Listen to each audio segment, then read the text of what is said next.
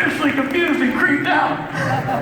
I can't wait! Oh my, guys, ladies and gentlemen, it has begun. The Supernatural Comic-Con panel is night! And that guy, right there, yeah, placard is to be believed. That's Rob Benedict, everybody. And this, thank you, and this is Gabriel himself, Mr. Richard Spade Jr. Yeah. In case you forget, we're going to put these up here. Yeah, in case you forget our names, we have our names. Dude, 3 years. 3 years we've been doing this. 3 years we've been doing it. Unbelievable. I mean, you know, great things happen in threes, right? Three? I mean, well, 3 strikes you're out. Three felonies, you're going to jail. That's... At any rate, you know, remember last year when Kansas was here? Oh, man. Yeah, I remember that was cool. And they sang the theme song to Supernatural. They sang the hell Carry on. theme song. Supernatural, yeah. Remember how we did that? We got them here. We? Well, I mean, you know, somebody did. I think it's probably Warner Brothers. It's Mr. Brothers to you. Oh, right. But Bobo, they're not here right now. No, they had a thing. They had a thing, I understand. But we have our own thing. That's right, we do. I mean, if Kansas couldn't be here, Bob and Dick are. Yeah. So in keeping with the theme, I give you us.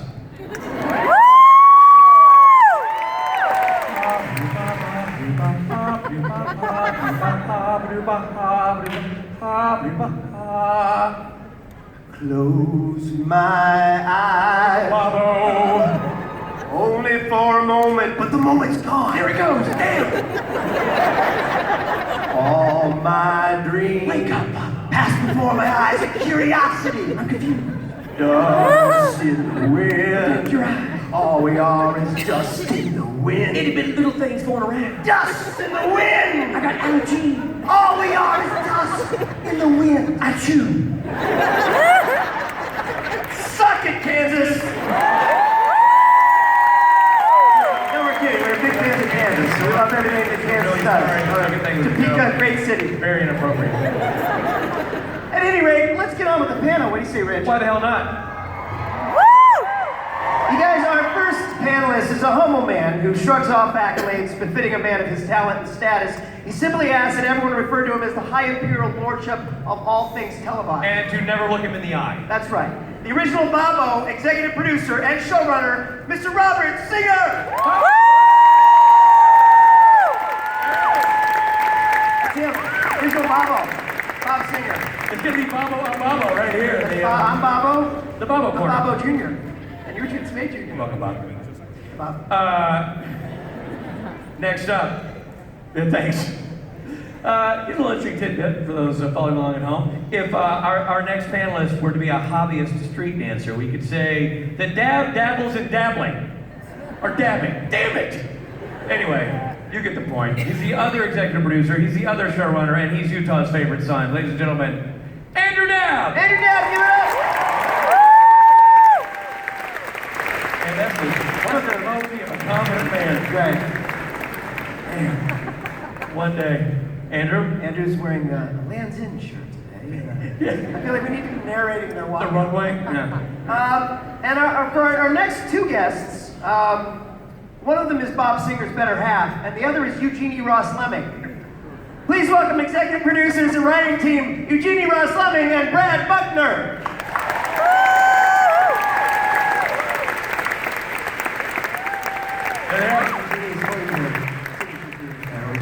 She's so adorable. And There Brad, they are. joining us for the first time. I know. First timers, Brad Eugenie. You may know this next fella as Lucifer's son. We say Big Al Cal. It's Alex Calvert, everybody.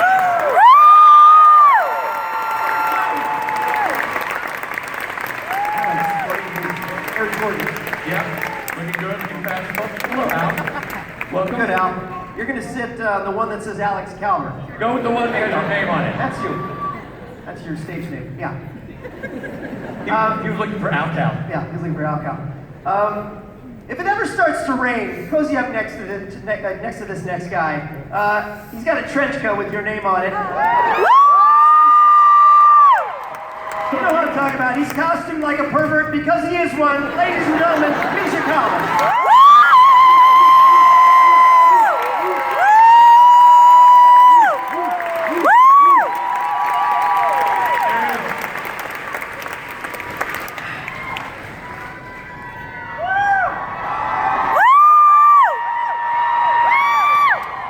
Beloved Misha Collins. Our next panelist, I'm going to say this, I'm going to go on a limb. Okay. He's the best damn Dean cosplayer in the business. He shits and ankles. There he is.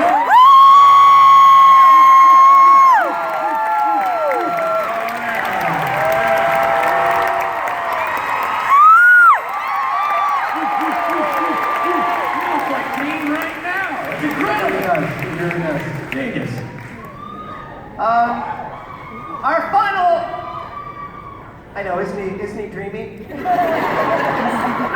God, he's so hot!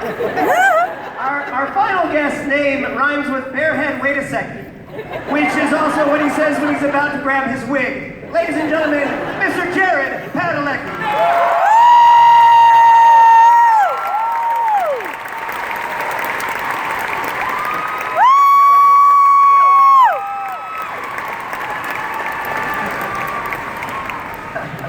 Ladies and gentlemen, your Supernatural Comic-Con panel.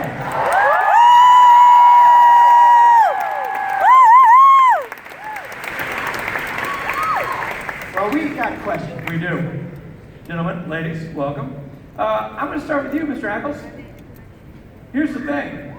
A lot going on with Dean this year. As we saw in that last trailer, you are now Michael. You are doing something different.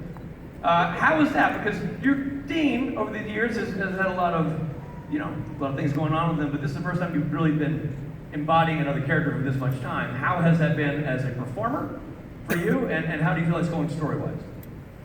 Well, I guess technically speaking, there isn't a whole lot going on for Dean. Dean's kind of sitting shotgun right now while Michael is driving. So it was a little challenging because normally you come back from having a break and kind of slide into you got to keep the dust off and get those muscles working again. And to do it playing somebody completely different was certainly a little bit more challenging than anticipated, but very exciting, very fun. And I've gotten to work with have some cool scenes with some pretty cool people, so that's been exciting. Right, and out of curiosity, because the Michael you've embodied has a completely... Really quickly, I hadn't seen that scene yet, and that was my first time to see it, and I kind of got chilled. I was like, way to go, Ackles. Yeah, nice. It's also just really cold backstage, so...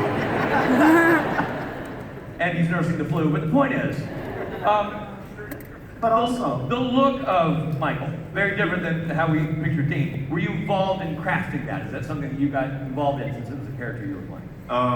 Yeah, a little bit. There was some collaboration there. I threw out a few ideas.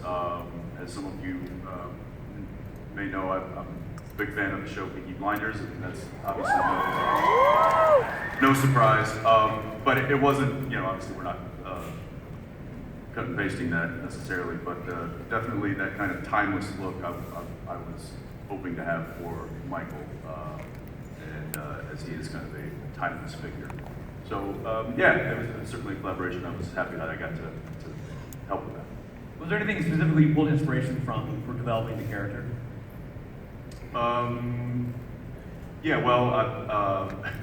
So I was paying attention, knowing what where the story was going. I tried to pay attention to what Christian was doing with Michael last year, who I think did an exceptional job. And I actually pulled him aside during the last episode, and I asked him, I was like, hey, is there anything that you kind of keep in mind? Is there some sort of a checklist that you do before you go on camera? Maybe a little tidbit that I could help use that I could keep that continuity in the Michael that I'm playing. And he said, yeah, let me show you. I do this. And he gets up, and he's got that long coat. He just does it.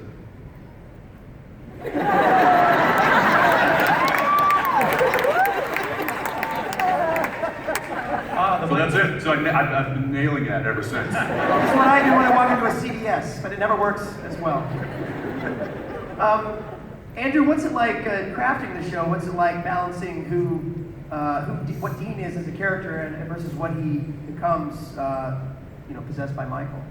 Well, I think when you possessed by Michael, he is Michael. Dean is there and he's aware of what's going on, but he's not really coming to the fore. So Dean's Michael, and Dean, of course, will not be in the show. Thank you, everybody. Good night.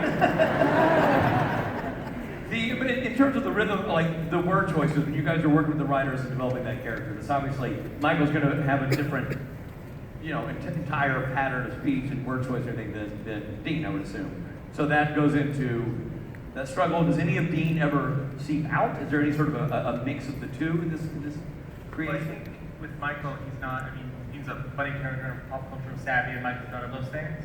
I think some of Dean's fantasies do seep out occasionally, but Michael's not a funny character necessarily, which is a problem with the show because we try to give more jokes to Misha and it's not working. No, it's wow. Ouch.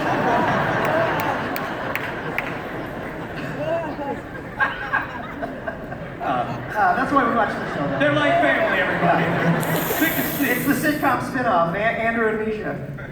All right, Jared, we have a question for you, Mr. Pedelik.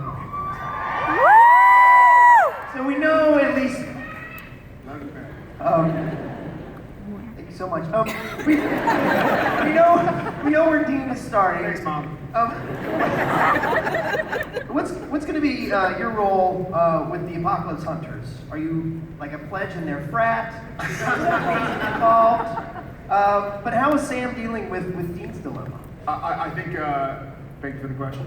I feel like Sam this year has kind of taken, at least at the beginning, has taken on more of a leadership role. His brother's not around, and so he's sort of distracted. He hasn't shaved in a little bit. So freaking hot! Mike's on. See Bob, see Andrew. No, so I feel like he's kind of all of these people whom he's never met but have been through crazy wars of their own are now sort of under his watchful eye in the bunker. We saw them all get there last year. And so Sam, without Dean for however long, sort of needs to take the cues and the lessons he learned from Dean and try and sort of pass them on to all the Apocalypse World hunters who are all kind of living under this one crazy roof. It's like the new Brady Bunch. That's what we're going for. So yeah, it's a fun new part of Sam. Awesome. Scooby Doo last season, Brady Bunch this season. I know. So, Misha, to you. Misha Collins.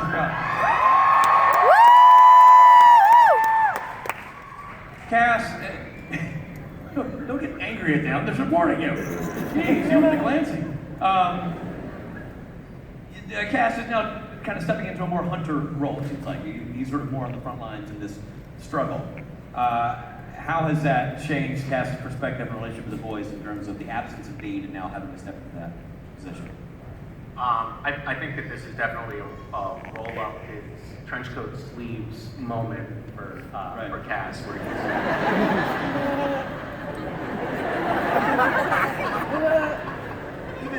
even Al is like, I don't think. Sorry, Misha, sorry. And he's also taking Jack under his wing a little bit because Jack is struggling with some of the same things that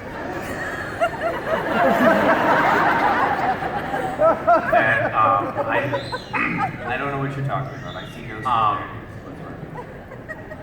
that Cass has gone through in the past. Right. And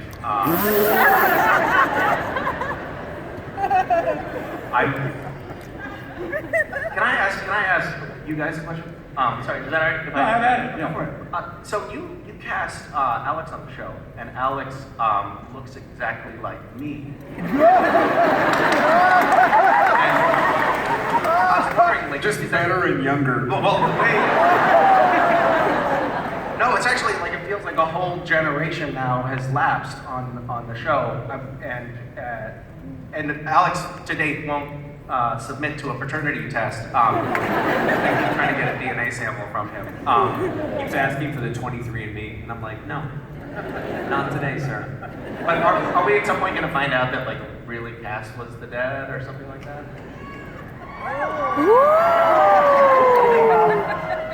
Spoiler alert. I don't think they look anything alike. Okay, they look exactly alike. That is the nicest thing you've ever said to Alexander. No, they look, you guys look related. It's creepy. There's a thing there. There's a through line. Wait till I start wearing a trench coat, then. That will be like the confirmation. Can you talk in a really boring voice? Wait till I wear a trench coat. Well, now we brought up Alex. We lobbed over to Alex. Alex, first of all, welcome to your first Comic-Con panel.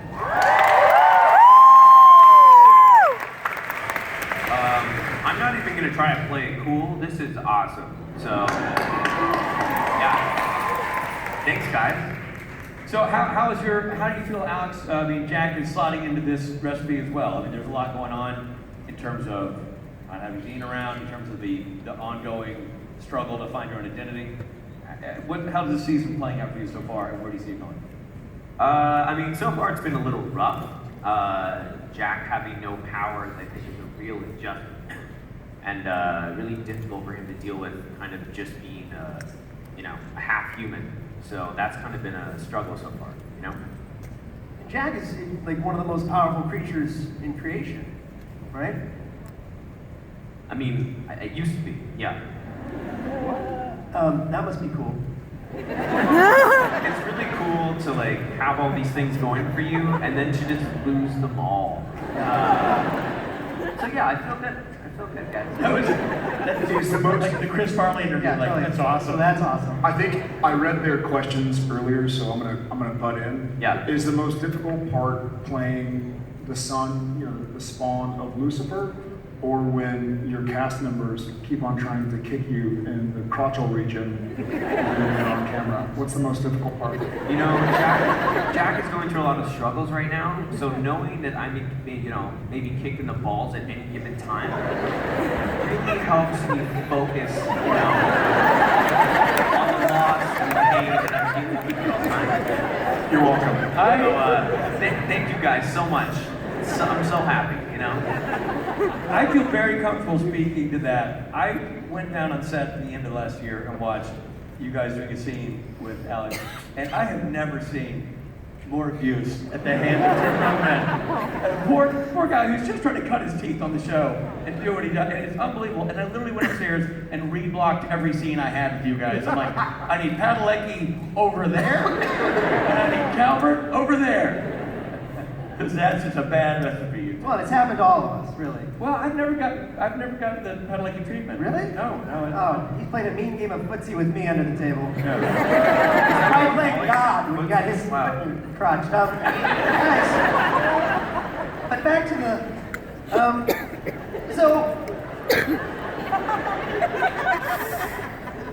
so really this is a question for the writers, Eugenie and Brad, Bob and Andrew. What's Michael's plan? What's his agenda? Where do we stay going this year? Eugenie? Miss Eugenie? Brad? Well, this falls under the incredibly long list we had of do not reveals. So we all saw what Michael did in the previous world, which was not a good thing. So what is his agenda here? Michael called what he did in the last world was pretty much decimated. He called that purifying the planet. So what is his version of purifying the Earth? We've seen him doing a question and answer at the outset of the piece that you just saw. So he's curious as to what humans want out of this. And now, because there is no angels to really pull together to be an army of angels as he had on the previous planet, he has to make do with what he has here. And so that's a big question that's hanging out there. Who is he going to organize as his support unit for whatever he's going to do to Earth? So he absolutely has a plan. It's going to begin to unfold. We're going to see him doing the recruitment of whoever he has to recruit to be on Team Michael. And that's going to unfold very quickly in the first few minutes. Cool. He's got to be pretty stoked to look like Jensen, though. That's got to be pretty cool. Hey, buddy. What's up, Ron? How's it going? It's going good. Good. You know, I was just thinking about when we were talking about Alex being one of the most powerful creatures or things on the show, and now he's not. You know, generally, we get rid of those kind of omnipotent characters, and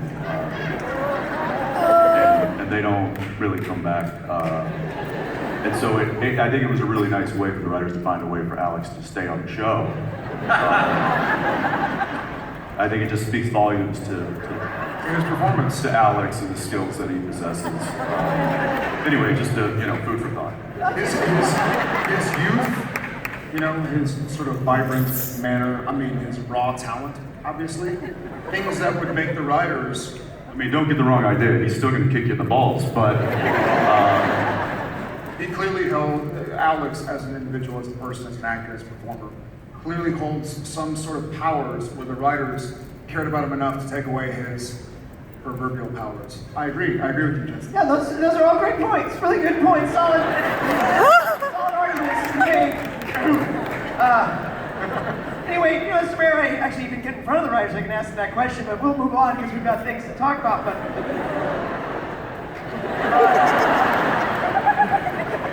anyway, I'm your grandfather. Don't know.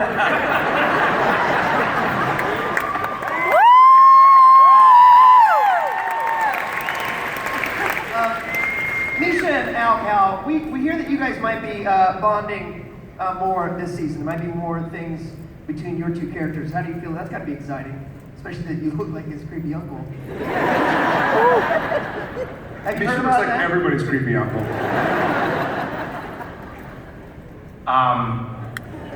It's funny. Every year I feel like I get up on this panel and just sustain abuse. Nice.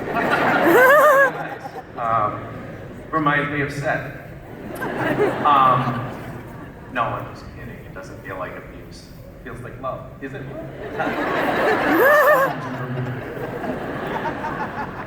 Yeah, I think we sort of touched on this already, but I'm excited about it. Are you excited about it, Alex?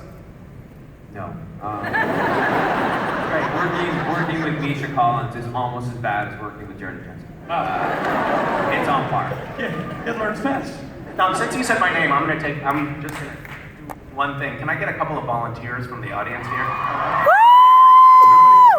Really, nobody?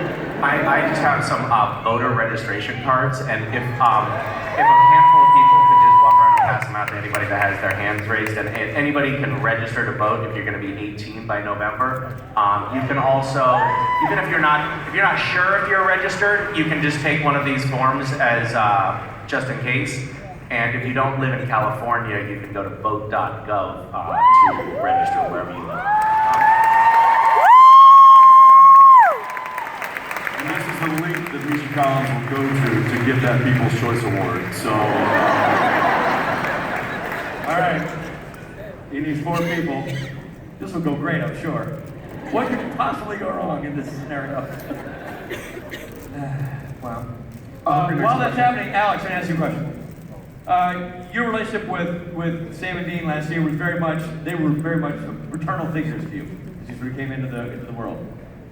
Misha and Castiel seem to be falling into that role a little bit as the season begins here, especially in the absence of Dean. So where do you see your relationship going with Sam and Dean now? How does the cast parental role change your relationship with Sam and eventually Dean? Well, what's really cool about this show is that, I guess kind of like Scooby-Doo is you can break up the relationships and you guys can kind of like have different people go on a journey. So, investigate this part of the mansion. I don't know. But for me and Cass, it's very cool that we get to have this kind of sustained celestial bond. right. But I think the ultimate thing is getting Dean back. That's, I think, everyone's kind of driving motivation. We want to get him back in the fold, Gotcha. That's a good plan. Good plan. Okay, this is Thank you, grandfather. There you go. Now you're getting it. I'm learning. Thank you. This is my favorite question to ask because the answer is never me. Andrew, last year was fun because we saw the return of so many of our favorite characters, including characters played by our humble moderators, -1. So, what about this season? Can we expect to see more of the old faves? Well, you try to bring back the favorite. I think that's important. And, you know, we've been on the show for 14 years. A lot of people fall by the wayside. That's fine. That they give all the favorites directing jobs as well. Yeah. Well, there's certain people you're interested in their career and them as people. Yes. Yeah, and you want to help their lives. Yeah. Even the Almighty gets no respect. Thank you. Thank you. Thank you. Bob can speak this. Bob can speak this as well, but Jody Mills will be back for us. Hey! Jody Mills! Jody Mills will be back for us. And I think we'll be seeing some other members of the Wayward family as well. Yeah. Please tell me something quick it up.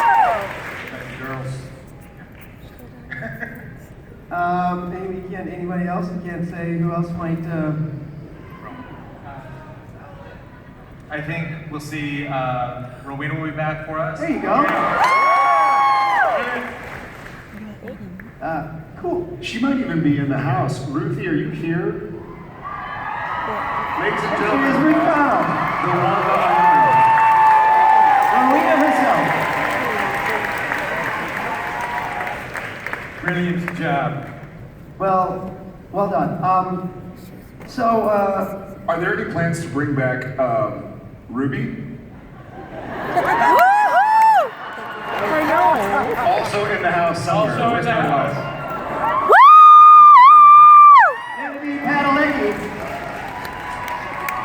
Back there.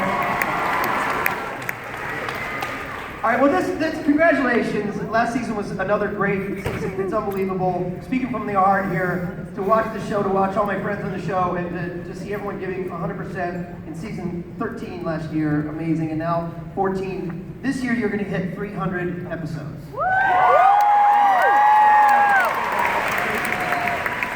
Could you tease anything, any big plans for episode 13, which will be the 300?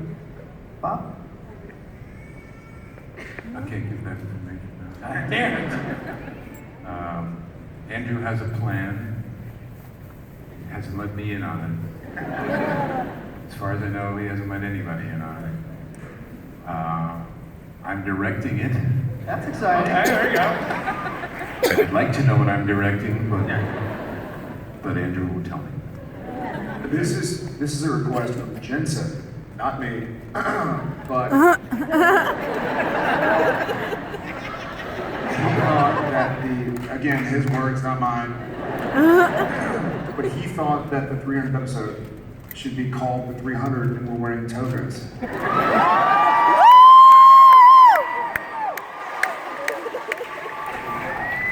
Clip show. I said clip show. Do you remember when?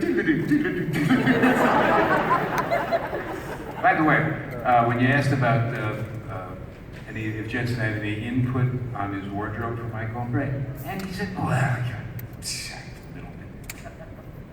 anytime Jensen has to dress, either we did the Western or we did the going back to the 1930s.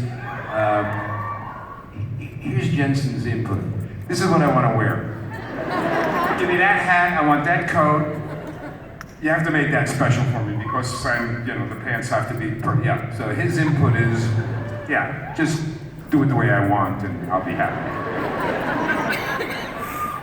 Listen, to be fair, it's not just the time traveling types of things. I do that a lot, and one of them specifically, the dodgeball gym coach. So you're welcome. Dean's enthusiasm for the cowboy western theme was also just like Jensen's enthusiasm. You were legitimately more excited than your character about that hat. hat that they gave me. It was like a see-through. What was that? It was like a carnival hat. I mean, you had like a Stetson ad next to, next to like, a sideshow carny act. Like a Barker. Right up. Yeah. Guess your weight. So, gang, listen, you're sitting here at the precipice of, record-setting episodes of television in your genre. Congratulations. The show hasn't lost its energy, it hasn't lost its steam, it hasn't lost its unique energy that attracts the fans.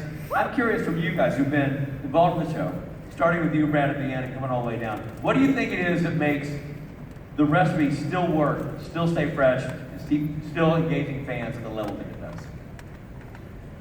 Already got here. You start with you, Brad. This is the end.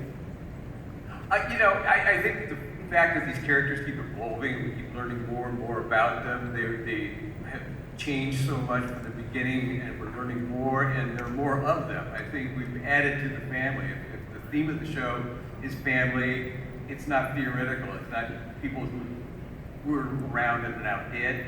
It's an increasing number of people that we're really getting to know and the interactions of them. And so I really think that the spirit of that, in addition to all the plot stuff that gets layered onto it, you're getting more information about this collection of people that you're growing to love. And I think that's what holds the show together over and over. And we bring everybody to the brink of something. And we push all our characters to where they think they can't go any further, and then somehow at the other side of that, they are redeemed. So I think there's a lot about redemption and loyalty, but with everything, whenever you see loyalty, you see betrayal. So these are sort of time-honored themes that we play with in the body with real, likable and available characters that everybody loves. So, and also the characters keep mutating. We find out more and more about them in ways I think that even surprise us as writers. We have to sort of push ourselves to the brink every once in a while to find a new way to explore these guys. So the audience, I think, really likes that journey. Alex? Short and sweet. I mean, I think it's brotherhood at the end of it. It's you guys being brothers and family. I think when you've been doing something, a show for this long, it really all kind of circulates and pivots around one central character, and I think that from the beginning till probably the end, it's always going to be about that one particular character, and that is the car And the brothers that ride inside of it.